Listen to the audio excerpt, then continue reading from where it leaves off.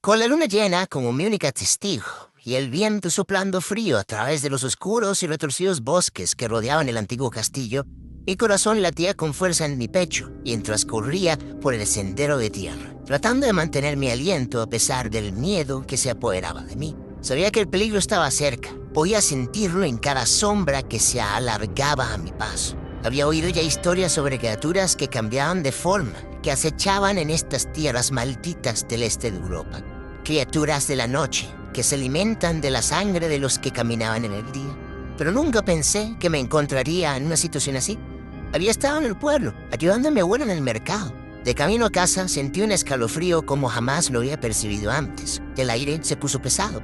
Mi piel de gallina. Sentía que me observaban desde las alturas.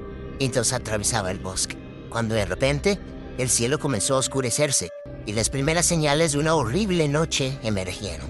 Apresuré mis pasos, sabiendo que llegar al castillo abandonado en la cima de la colina era mi única esperanza de escapar de la criatura que creía que me perseguía. Mi vestido se enganchaba en las ramas y mi respiración se volvía cada vez más agitada.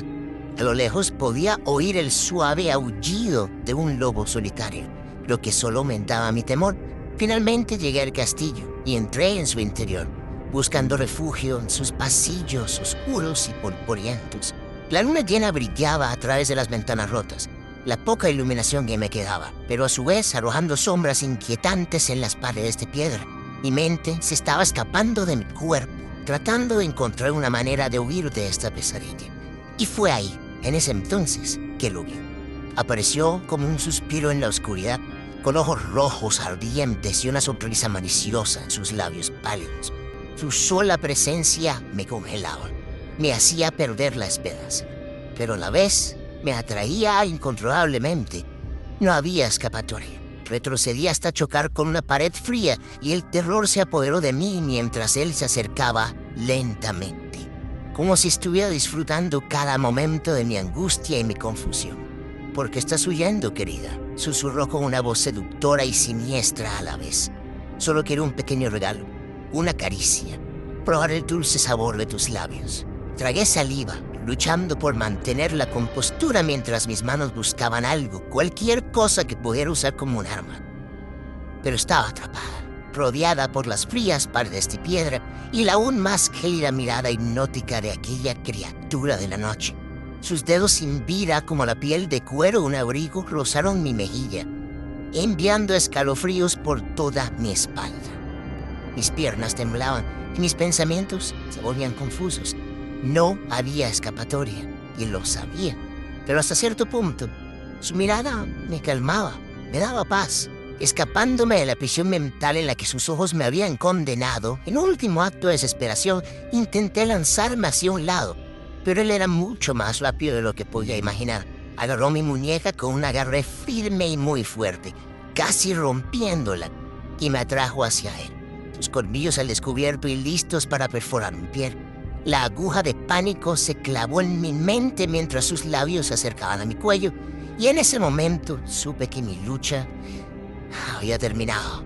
Mi cuerpo se tensó y cerré los ojos, esperando lo inevitable. Un último beso en mi cuello, que de los colmillos de una bestia me llevaron a los brazos de la muerte. Y así, en ese castillo oscuro y abandonado, mi historia llegó a su fin, a manos de un ser de la noche.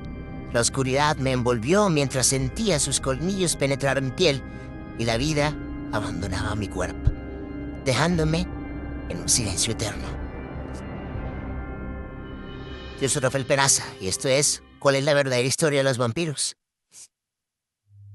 La intención de este video es explicar y entender el origen de la leyenda de los vampiros para más adelante, utilizando esa información, poder hacer otro trabajo similar, creando una realidad alterna en la que dichas criaturas existen de verdad en nuestro mundo. Creo que si estás viendo este video es porque por lo menos conoces un poco sobre estos monstruos, pero solo por si acaso, definamos rápidamente qué son y cuáles son sus características. Un vampiro es una criatura legendaria que se encuentra en diversas culturas y mitologías. A menudo son retratados como seres que viven durante mucho tiempo, a veces incluso son inmortales, y no envejecen como el resto de los humanos. Su característica más popular es que se alimentan de sangre humana o animal para sobrevivir, Beber sangre es esencial para su existencia y su fuerza. Muchas representaciones de vampiros los han vuelto vulnerables a la luz solar, lo que puede debilitarlos o incluso matarlos. También pueden transformarse en murciélagos, aves u otros animales, lo que les permite moverse de manera más sigilosa o escapar del peligro. En algunas leyendas, estos son difíciles de matar y pueden regenerar heridas rápidamente, siendo susceptibles solo a artefactos hechos de plata, alhajo, crucifijos, agua bendita y algunas otras cosas más, principalmente relacionadas con la religiosidad. A menudo tienen colmillos largos y afilados que usan para perforar la piel de sus víctimas y beber su sangre. También poseen habilidades para hipnotizar o seducir a sus víctimas. En ciertas historias descansan durante el día en ataúdes o lugares oscuros y seguros hasta que el sol se ponga. Convertirse en un vampiro puede ser el resultado de una maldición, un acto de magia o una infección transmitida por la mordedura de otro vampiro sin quitarte toda la sangre. En resumidas cuentas, los vampiros son descritos como seres complejos, calculadores, difíciles de matar y muy peligrosos. Pero, ¿de dónde salen estas creencias? ¿Cómo se originó esta historia?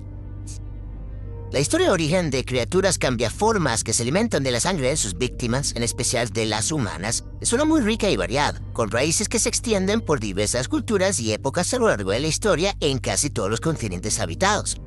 La idea del vampiro tradicional que todos conocemos y que acabamos de describir es una inspirada principalmente por el concepto europeo, especialmente del este de Europa, de esta criatura que se popularizó en el siglo XV y XVI bajo la influencia y misticismo de un personaje específico de la historia del que hablaremos en brevedad. Pero además de la idea europea, también existen leyendas iguales de antiguas sobre monstruos chupasangres en otras partes del mundo que son igual de importantes y místicas.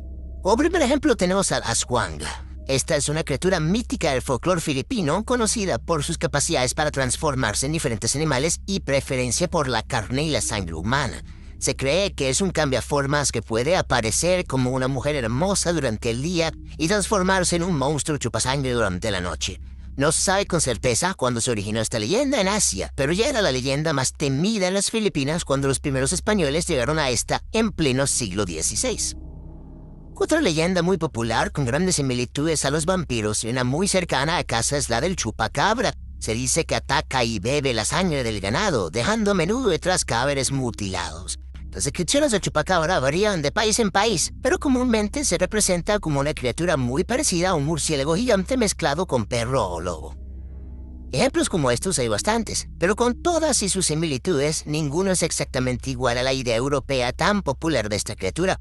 Pero incluso en este continente se requirió de siglos para llegar a la forma final que conocemos hoy.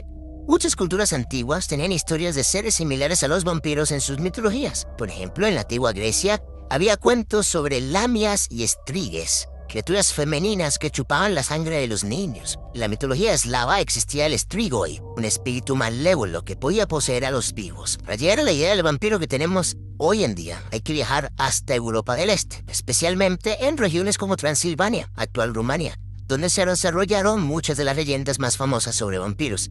La más famosa de todas, sin duda alguna, fue la del conde Drácula, basado principalmente en el legendario Vlad Tepes, el Empalador, un príncipe rumano muy sanguinario y famoso y que fue una de las mayores resistencias europeas y cristianas en contra de la expansión otomana musulmana en pleno siglo XV.